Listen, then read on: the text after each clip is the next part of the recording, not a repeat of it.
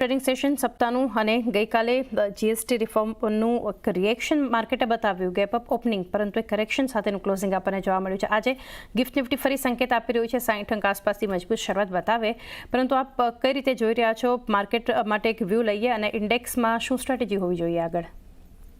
એટલે ખરું પૂછો તો હું કાલે થોડો ડિસઅપોઇન્ટ થયો કે ભાઈ મૂવ સસ્ટેન નથી, પણ ઘણી વખત એવું થાય કે કોઈ પણ ઇવેન્ટ બિલ્ટઅપ હોય એમાં પોઝિશન ઓલરેડી બિલ્ટઅપ હોય અને જ્યારે એના એકચ્યુઅલ ન્યૂઝ આવી જાય ત્યારે એમાં પ્રોફિટ બુકિંગ આવે. એટલે કાલે એક ક્લાસિક કેસ હતો કે જે જીએસટીનું ઓલરેડી એક્સપેક્ટેશન બિલ્ડ થઈ ગયું. 15 ઓગસ્ટના જ્યારે પ્રાઇમ મિનિસ્ટર અનાઉન્સ કર્યું હતું કે ભાઈ જીએસટીનું દિવાળી ગિફ્ટ આપવાનું હતું, ત્યારથી એક એક્સપેક્ટેશન બિલ્ડ થઈ ગયા હતા અને ધીરે ધીરે પોઝિશન કદાચ બની હોય અને કાલે સારા ગેપ અપ લોકોને ચાન્સ હતો કે પ્રોફિટ બુક કરે.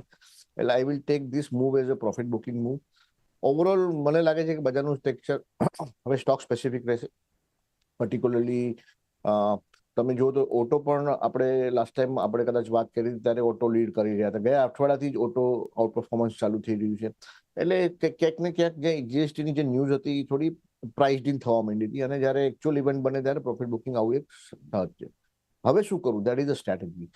તો કાલે આપણે નિફ્ટીનો પણ એક બાય કોલ આપેલો પરમ દિવસે ક્લોઝિંગમાં કે ભાઈ તમે લઈ જઈ શકો અને 25,200 નો આપણો જે ટાર્ગેટ આપેલો એ મારા હિસાબે ઇન્ટેક્ટ છે. જે રિસન્ટ જે લો માર્યો છે 24,000 નિફ્ટીમાં 24,000 સમથિંગનો લો છે. 24,375 ની આજુબાજુ લો છે અને 24,275 300 ની આજુબાજુ લગભગ મૂવિંગ એવરેજ છે. એટલે એક બહુ સપોર્ટ સારો ઝોન છે. અહીંથી 1% રિસ્ક છે.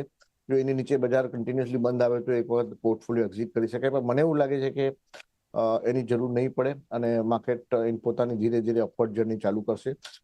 ઓનલી કેવિયટ ઇઝ કે ભાઈ ત્યાંથી યુએસથી પાછા કોઈ ફર્ધર નેગેટિવ ન્યૂઝ છે, ફર્ધર ટેરિફ્સ કે એવું કંઈ ન આવવું જોઈએ. ઓલરેડી 50% છે અને એ રિઝોલ્વ કરવાની કોશિશ કરી રહ્યા છે અને એ રિઝોલ્વ ન થાય ને જો નવા ટેરિફો આવે તો પાછું એક આખું અલગ ડાયમેન્શન ક્રિએટ થઈ જાય માર્કેટમાં. અને ફર્ધર ત્યાં જે સુપ્રીમ કોર્ટનું જે ઓબ્ઝર્વેશન આવશે યુએસમાં ટેરિફને લઈને, that will be very very crucial.